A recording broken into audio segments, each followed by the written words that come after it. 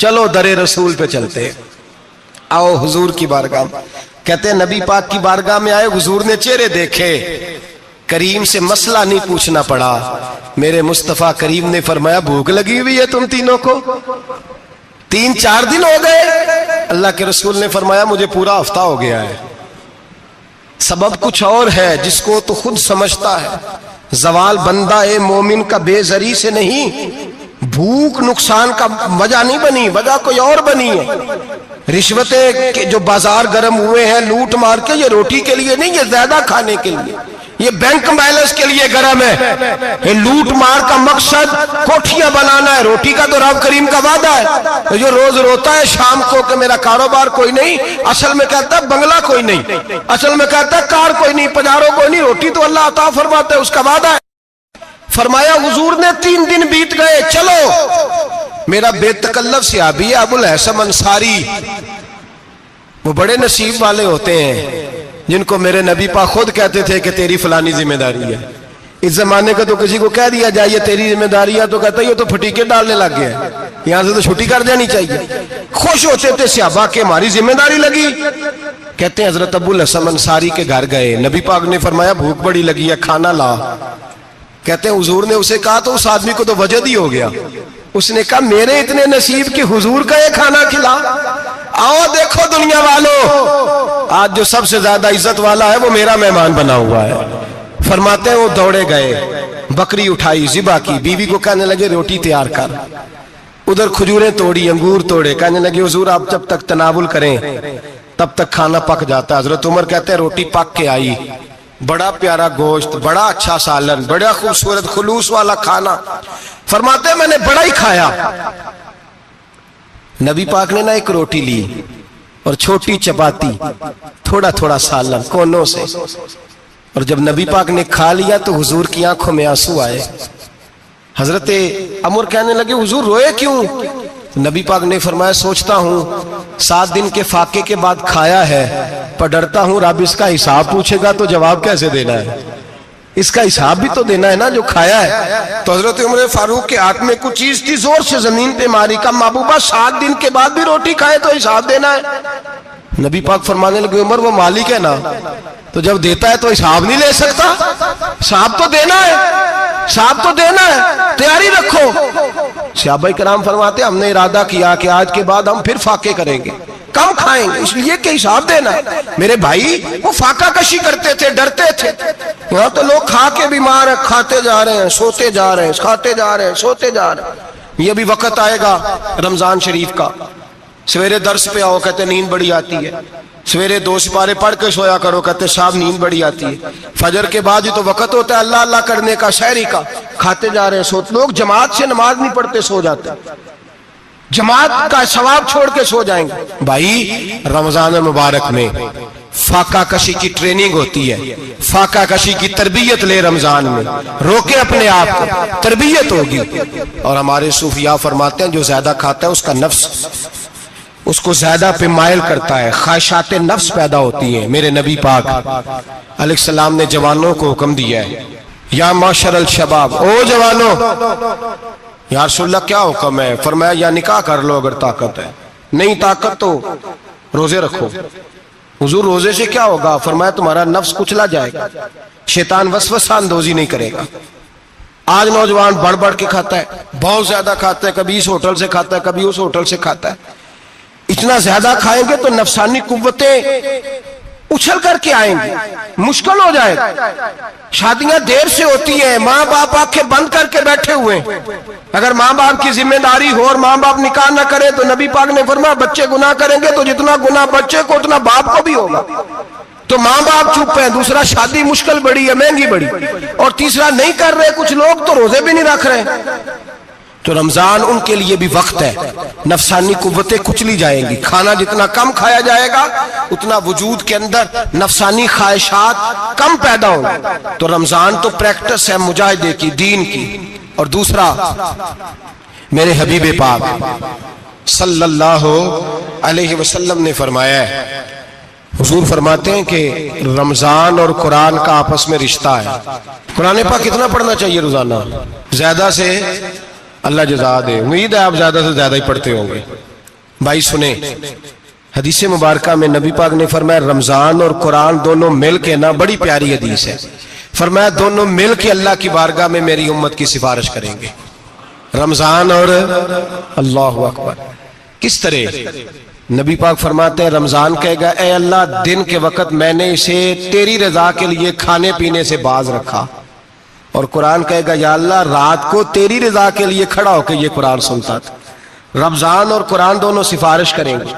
हम ना बड़ा कुछ पढ़ते हैं, सुनते हैं, सीखते हैं, अब यकीन करें ये खाते भाई का भाई से इख्तलाफ हो जाए ना तो वो 30 साल पुराने खाते खोल के ले आता है, सारी रात ढूंढता है कि मेरे पैसे कहां से निकलते हैं, पढ़ लेता है। कुरान पाक की बारी आती है तो नहीं पढ़ते कुरान पाक। अब्बा जी का खत्म होता है तो मांगते फिरते हैं, कहते 2 कुरान पाक 10 कुरान पाक। ये बातें बतानी नहीं चाहिए, करनी नहीं चाहिए, लेकिन चूंकि तरबियत के लिए बैठा हूं तो कर देता हूं। मेरे शागिर्दों से पूछें, यहाँ मदरसा है अल्हम्दुलिल्लाह, दर्जनों तलबा है, असातिज़ा है, मेरे पीर भाई हैं, और मेरा ये दावा है कि शायद कोई किसी से इतना प्यार करता हो जितने मेरे शागिर्द और मुरीद मुझसे करते हैं। लेकिन मैंने कभी किसी से नहीं कहा कि जरा सूरत फातिहा पढ़ के देना, मैंने अपने अब्बा जी को सवाब देना है। पूछ लें किसी से नहीं कभी कहा, कभी नहीं मैंने कहा कि जरा मुझे थोड़ा सा कुरान पढ़ दे। मैं इसको नाजायज नहीं कहता, पढ़वाना चाहिए, लेकिन मैं अपने वालिदैन के लिए कभी सवाल नहीं करता कि मुझे जरा पढ़ के दो, मैंने बख्शना है, इसलिए कि मैंने जाती तौर पे रूटीन बनाई है। मैं समझता हूं कि कायनात के अंदर मेरे ऊपर जिन लोगों ने एहसान किए उनमें सबसे ज्यादा हिस्सा मेरे माँ बाप का है। मैं समझता हूं इस बात, कितना नालायक हूं मैं कि मैं 1 महीने में एक कुरान पाक भी पढ़ के उनकी रूह को एहसास नहीं कर सकता। मेरा ये तरीका है जाती, मैं कदगन नहीं लगाता, मेरा जाती तरीका ये, अलहम्द से शुरू करो और 2 सूरतें छोड़ के कुरान पाक खत्म कर दो आखिरी, और फिर फलक और नास सूरतें साथ ले जाओ। यहां बैठ के साले सवाब नहीं करना, खत्म नहीं दिलाना, साथ ले जाओ, कब्र पे खड़े हो जाओ और फलक और नास सूरतें कब्र पे बैठ के तिलावत करो, और जो कुरान मजीद पढ़ा है उनकी रूह को वहां एहसाल करो। ओ भाई, औलाद जब माँ बाप के लिए पढ़ती है तो उसे कहना नहीं पड़ता अल्लाह बख्श दे, इसलिए कि औलाद की नेकियां खुद ब खुद माँ बाप के खाते में जमा होती हैं, खुद नेकियां जमा होती हैं। मेरे भाई, तू बच्चों से ये तो मुतालबा करता है कि बेटा इस साल रमजान मुबारक में मेरे लिए सत्तू जरूर बनाना, फलानी चटनी जरूर तैयार करना, ये क्यों नहीं कहता बीवी से कि डिशे कम बनाना? तू भी बैठ के कुरान पाक पढ़, मैं भी कुरान पाक पढ़ता हूँ। इधर आओ बेटा, यहाँ बैठ के तिलावत करो, मैं भी करता हूँ। बेटी इधर आओ, बैठ के कुरान पाक पढ़ो। कितना वक्त लगता है? हाफिज और कारी और उलमा अगर पढ़े तो 20-25 मिनट लगते हैं कुरान पाक का सिपारा पढ़ने, और अटक अटक के पढ़ने वाला भी पढ़े तो 1 घंटा लग जाएगा।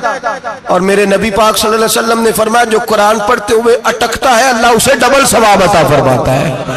फरमाया जो जुबानी पढ़े सिंगल सवाब, जो देख के पढ़े उसे डबल सवाब। हुजूर क्यों? फरमाया इसलिए कि मेरा कुरान देखने पे भी अल्लाह सवाब अता फरमाता है, कुरान देखने पे भी अल्लाह सवाब देता है, देखने का भी सवाब। रमजान शरीफ में कुरान पाक पढ़े, खोल के पढ़े। और मेरे भाई, अगर तेरा बच्चा पढ़े, अगर तेरी बेटी पढ़े, कायनात का खुशनसीब बाप वो है कि बेटा कुरान पढ़े, चाहे नाजरा ही पढ़े। जिसकी बेटी पढ़े, जिंदगी में इन्हें इस काम पे लगा जाओ, मरने के बाद भी पढ़ेंगे। इमाम जलालुद्दीन सुयूती शाफई रहमतुल्लाह अलैह फरमाते, हजरत ईसा कब्र के पास से गुजरे, कब्र पे अजाब हो रहा था, अल्लाह का गजब बरस रहा था। जनाब ईसा इस्तिगफार पढ़ते डरते गुजर गए। थोड़ी देर के बाद, चंद घंटों के बाद गुजरे तो उसी कब्र पे फूल खिले हुए थे, रहमत बरस रही थी। हजरत ईसा अलैहिस्सलाम अर्ज करने लगे, मौला तू बेनियाज है, मेरी ताकत नहीं तेरे कामों में बोलने की, पर अभी तो यहाँ अजाब हो रहा था, अभी रहमत बरस रही है। जनाब ईसा कहते हैं आवाज़े खुदाबंदी आई, ईसा बंदा बड़ा गुनाहगार था, पापी था, मुजरम था, खताकार था, लेकिन जब इसका इंतकाल हुआ, इसकी बीवी हामला थी, उसके पेट में बच्चा था, बच्चा इसके इंतकाल के बाद पैदा हुआ। आज वो 4-4.5 साल का हुआ है, मकतब में गया है, मदरसा में गया है, उस्ताद ने बिस्मिल्लाह शरीफ पढ़ाई है। फरमाया उसने तोतली जुबान से कहा है बिस्मिल्लाहिर्रहमानिर्रहीम का, ऐसा मुझे बतला इस जमीन पर वो मासूम जिसे अभी रहमान और रहीम कहना नहीं आता, वो तोतली जुबान से मुझे रहमान और रहीम कहे, और मैं उसी जमीन पे उसके बाप को अजाब दूं? फरमाया उसने एक बार रहमान और रहीम कहा है, मैंने उसकी बाप की कब्र को नूर से मामूर फरमा दिया है, नूर से भर दी है कब्र, बरकत से भर दी है। अल्लाह करे मेरे बेटे भी कुरान पढ़े, अल्लाह करे मेरी बेटियां भी कुरान पढ़े, अल्लाह करे हम सब की औलादे कुरान पाक पढ़े। देखे ना इमाम आजम अबू हनीफा रमजान में 61 कुरान पाक पढ़ते थे। कितने? 60 टेक अल्लाह अकबर। एक कुरान पाक दिन में पढ़ते पूरा, एक रात को पढ़ते, एक तरावी में पढ़ते। 61 कुरान पाक इमाम साहब पढ़ते। आप फरमाते मैंने छोड़ दिए सारे वजीफे, मैं सिर्फ रसूलुल्लाह का कुरान पढ़ता हूं। रमजान सारा कुरान पाक, सारा रमजान। अब तो आदत ही नहीं रही हमें कुरान पाक की।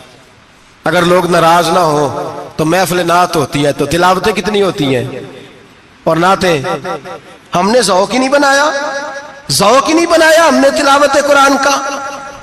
इसलिए कि कुर्रा उलमा फुकरा इनको हम तैयार ही नहीं कर रहे, हम तो एक्टर पाल रहे हैं जो पैसे लेते हैं नात खानी के माज़अल्लाह।